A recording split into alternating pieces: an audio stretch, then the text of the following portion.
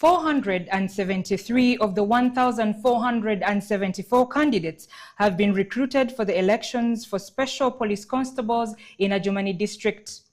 Successful candidates shall be selected for a short training to become special police constables to secure polling stations for 3 months during the Uganda 2026 general elections. Onzima Alan has more. 473 candidates have been recruited for the election special police constables in Adjumani district.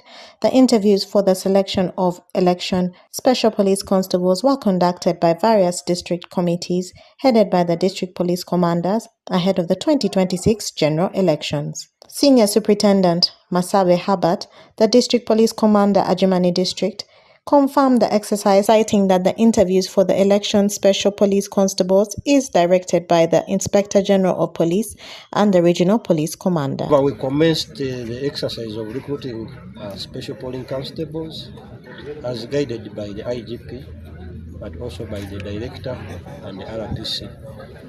Adjumani were given a quota of 472 human beings, those are men and women, based on merit.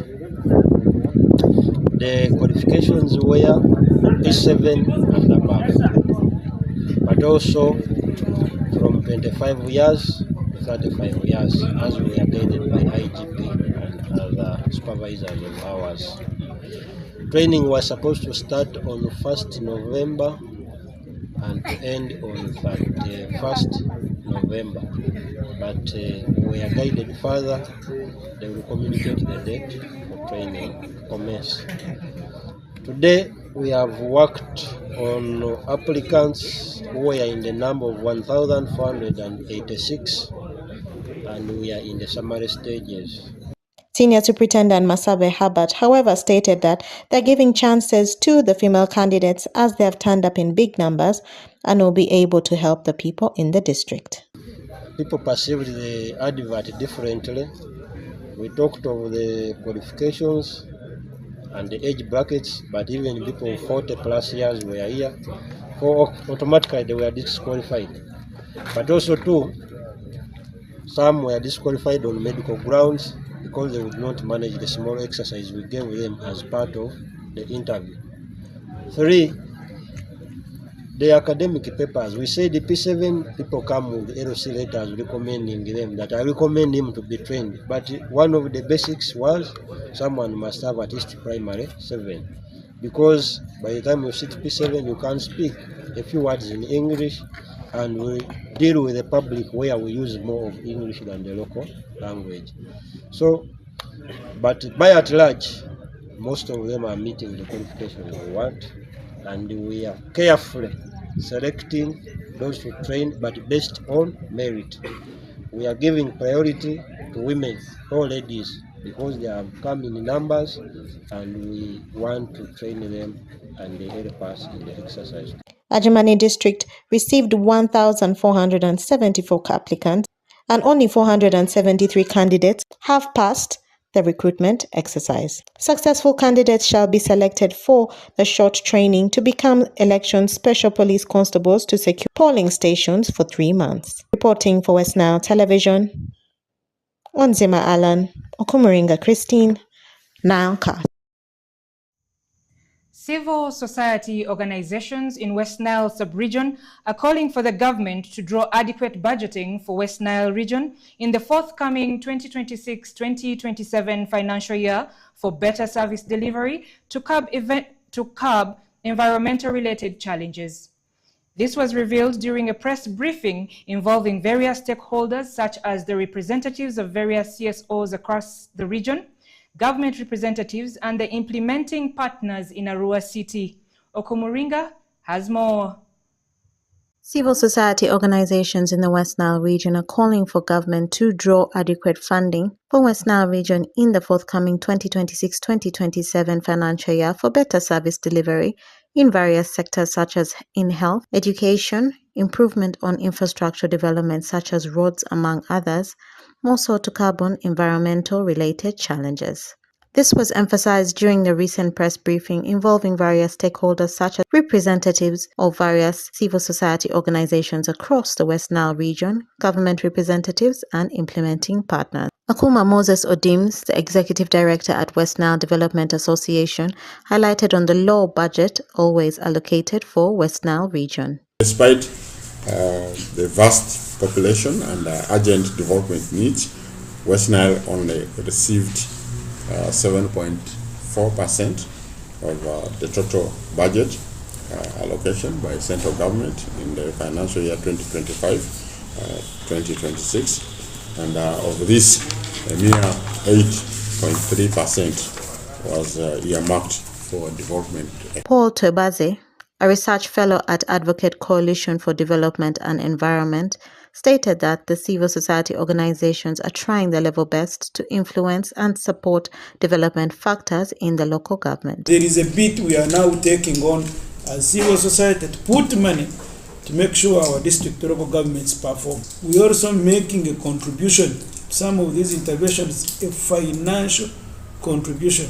Meanwhile, Nancy Ansianzu Brenda, a representative of Sensitize Uganda, laments on the influence of involving youths in handling some of the key concerns. To have the West Nile we want, especially looking at the future, we cannot achieve if we do not focus on the youth, because the West Nile region population is predominantly young, which underscores the importance of the inclusion of youth in shaping the region's development trajectory, recognizing that many young people remain unemployed and underemployed, especially in rural areas.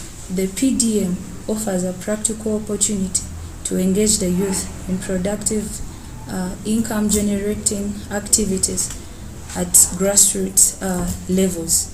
Penny Twaib, the executive director at West Nile Regional Civil Society Networks, calls for construction of learning institutions, which is one of the weapons of development. We have community schools that needs to be coded so that they can access government funding support to support them in the operations.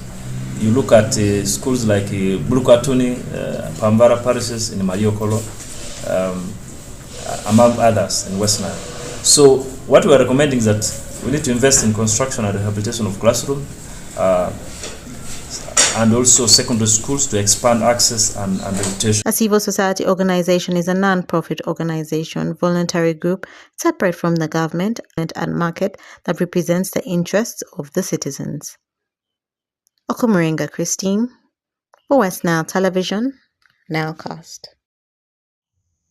During the Thanksgiving ceremony of Mrs. Angelina Opar and Isaac Kayom at Angal Olieko Angal Catholic Parish, Nebi Catholic Diocese, the Nebi Catholic Diocese urged families and citizens alike to urgently take responsibility for their parents.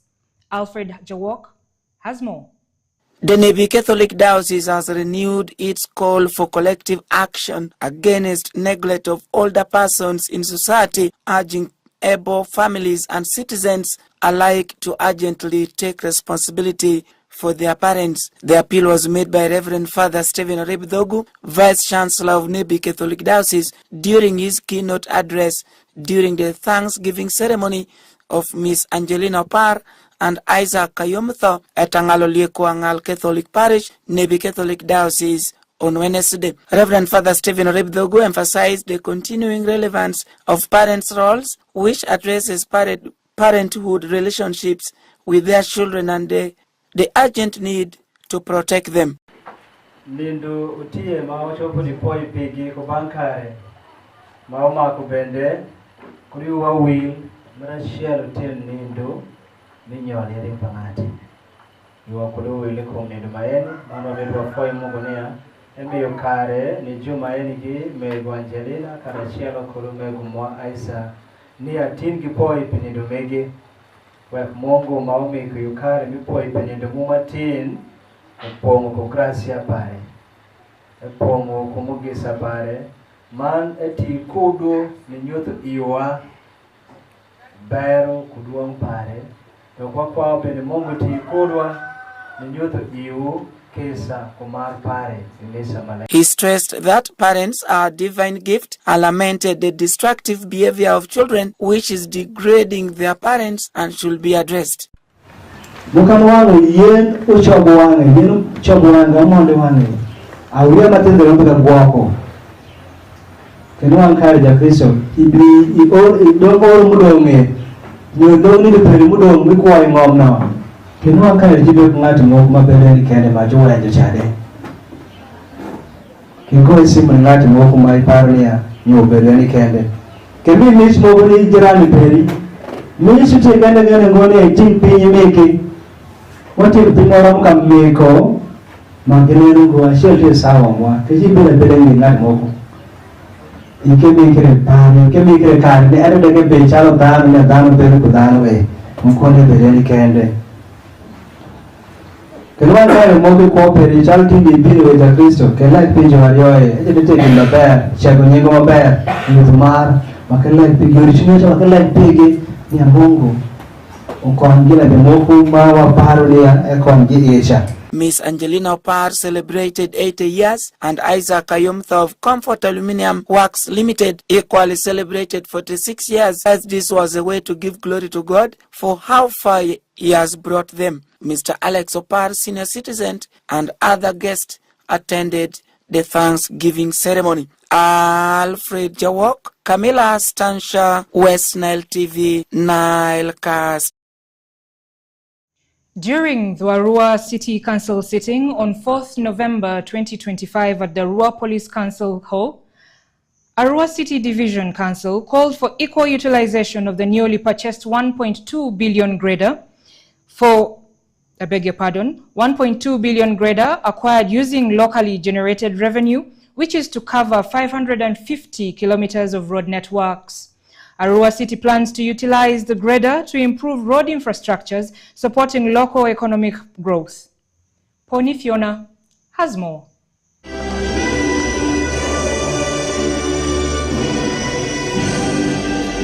Arua Central Division Council is calling for equal utilization of the newly purchased ceilings $1.2 billion grader acquired using locally generated revenue, which is to cover 550 kilometers of road networks. The council, under the chair of the Deputy Speaker, Arua Central Division, Victor Lomori, was held on 4th November 2025 at the Arua Police Council. According to the Mayor, Arua Central Division, Mosaic Kemis, the grader commissioned by the local government minister, Raphael Menyenzi, on 1st October 2025 aims to ease road maintenance, as he knows that all the roads in Arua Central are in bad state, and assures that the grader shall reach all the parishes. We have acquired that grader. Arua Central made contribution enormously. Everybody shall be about that. What is only remaining is having work schedule. For sure, I want to say that we have not been having a head of substantive engineers. And I want to commit that yesterday I received a substantive engineer from Arua Central who is going to do work schedules for Central Division. We have 6 pipes. But as I speak with you, the works are ongoing.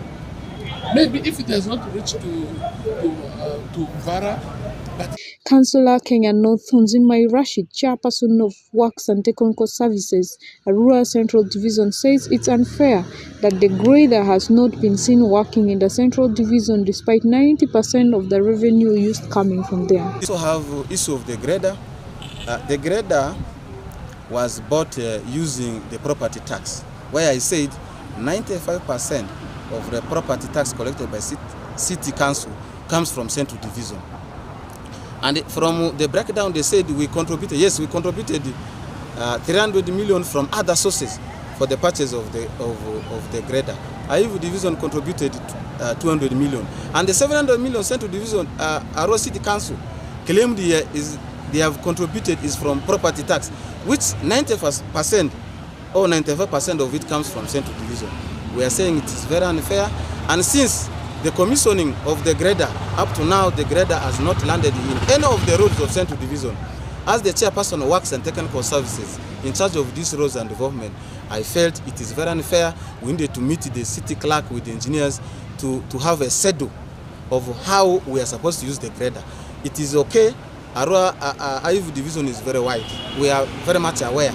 But the schedule must clearly stipulate. If it is 1 month in a IVU division, it can be 2 weeks because Central Division is not as big as IVU. Arua Central Division MP Atimeli Jackson condemned the delay of the grader to start work in Arua Central Division, having greatly contributed to the revenue for purchasing the grader. You know, the councillors were right to raise their concerns. The public, what councillors are raising are concerns and voices of the public. The public pays taxes. The public does whatever they do. The expectation is, in return, the taxes come back to serve them. But when they see taxes going to the city authorities and they don't see roads worked upon, they don't see bridges constructed. For example, Osu Bridge, that has been there for years, that has killed so many people. And we came in as leaders of the city, agreed to raise 200 million. We visited that bridge, myself, the city mayor, the city town clerk, the division town clerk, and other leaders, councillors, LUCs, all the community came. This is after we approved that 100 million and plus be released from road committee of the city, which money was available. Then we tasked our town clerk of Central Division to raise another 100 million and plus, which he said was also available. Now, up to now, I think this will be making a year. Now, nothing is done. What is the issue now? Where is the 200 million? So these are some of the things that make the councillors very angry. These are some of the things which make the voters, the population angry. Why should there be no bridge? Why should there be no movement in that area when they are paying taxes? When we are hearing that Arua City generates the biggest tax. Actually, Arua City generates the second biggest tax in Uganda. It gives a big amount of revenue. In one financial year, we are able to generate over 1.5 billion in a year. That's a lot of money. So where does that money go? Arua City plans to utilize the grader to improve road infrastructure, supporting local economic growth. Reporting for West Nile TV, Ponifiona, Nilecast. It's been I, Kajik Daisy Uchama, this evening. Let's meet again tomorrow, same time, same place.